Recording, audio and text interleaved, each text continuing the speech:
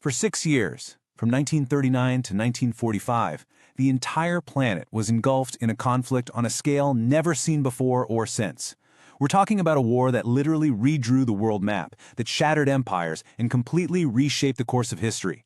To really get a handle on the world we're living in today, you have to go back and understand what happened in this defining period. Before we get into the hows and whys, we have to start with this.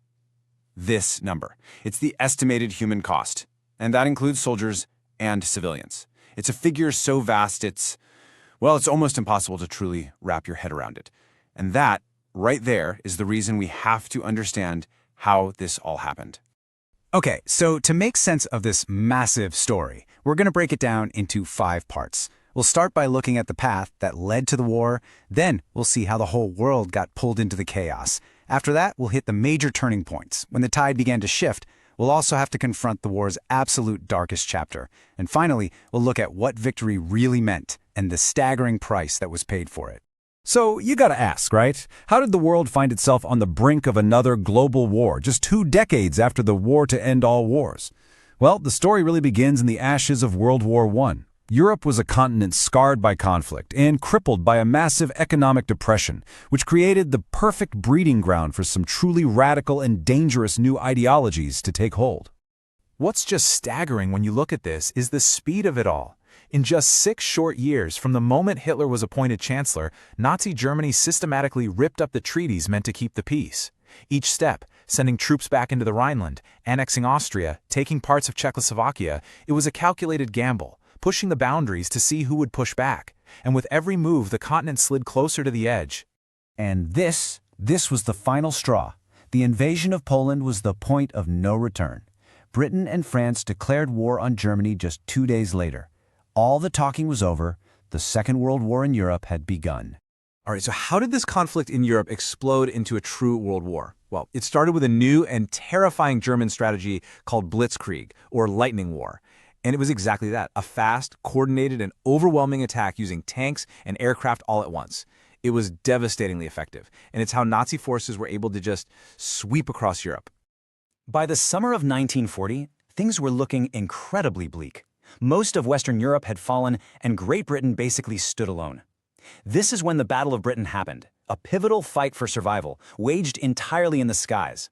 The heroic defense by the Royal Air Force, later known as the Few, didn't just prevent a German invasion, it ensured Britain would remain a crucial base for the eventual liberation of Europe.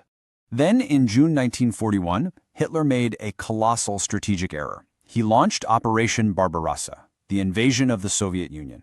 This opened up the Eastern Front, a theater of war on a scale the world had never seen. The fighting there was just unbelievably brutal, making it the single deadliest front of the entire war, consuming millions and millions of lives. And just 6 months later, the conflict went fully global. The Empire of Japan launched a shocking surprise attack on the U.S. naval base at Pearl Harbor. In a single morning, American isolationism was shattered. With the industrial might of the United States now in the fight, the war became a true 2-front conflict, stretching from the fields of Europe to the islands of the Pacific. You know, for the first few years of the war, the Axis powers just seemed unstoppable. But right around the midway point, things started to change. Slowly but surely, the tide began to turn in favor of the Allies. This really was the central problem facing the Allies. By 1944, Nazi Germany had transformed occupied Europe into what they called Fortress Europe. The entire Atlantic coast was heavily fortified, so the question was, how on earth do you break through those defenses to liberate an entire continent? The answer was an operation of almost unbelievable scale and complexity called Operation Overlord. It was a masterpiece. First, the Allies built up the largest invasion force in human history in Britain. Second, they pulled off an ingenious deception campaign to trick the Germans into thinking the attack was coming somewhere else.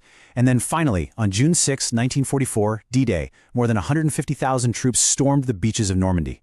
It was the beginning of the end.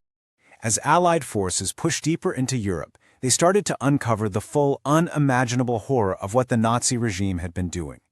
And here, we have to turn to the war's darkest chapter, an active genocide that forever stains human history. 6 million. That's the estimated number of Jewish people, men, women, and children systematically murdered by the Nazis and their collaborators. It's a number so large it's hard for our minds to even process. A loss of life, of culture, of potential that is simply immeasurable. These are the words of Holocaust survivor Elie Wiesel, and they capture our solemn duty. To bear witness means we have to remember.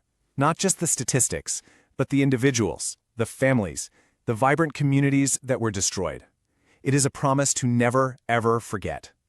So with D-Day a success in the West and the Soviets relentlessly pushing from the East, the end for Nazi Germany was finally in sight. But the war wasn't over, and that final victory was going to come at a terrible cost. It's really important to remember that the war had two distinct endings. VE Day, Victory in Europe Day, was in May 1945.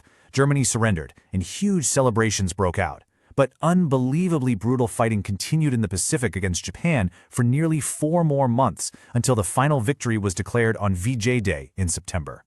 And what finally brought about that surrender was a terrifying new chapter in the history of warfare.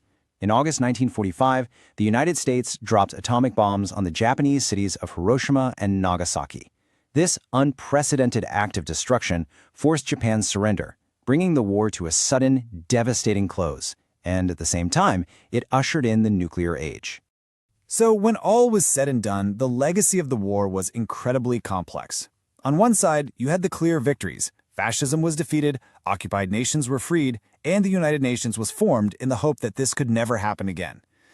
But on the other side, the price was immense. Entire cities were just rubble, millions were homeless, and the world was almost immediately split into new rival power blocks, kicking off the Cold War. So just picture it. People were celebrating in the streets in 1945, but they were doing it surrounded by the ruins of their world. The joy of victory was absolutely real, but so was the daunting, overwhelming task of rebuilding everything from the ashes. The First World War was tragically called the War to End All Wars. Just 2 decades later, humanity was plunged into this, a far deadlier conflict. It ended in 1945, but it left the world with a profound and unsettling question. Did this terrible war finally create a lasting peace, or did it just set the stage for the new kinds of conflict that would define the rest of the 20th century?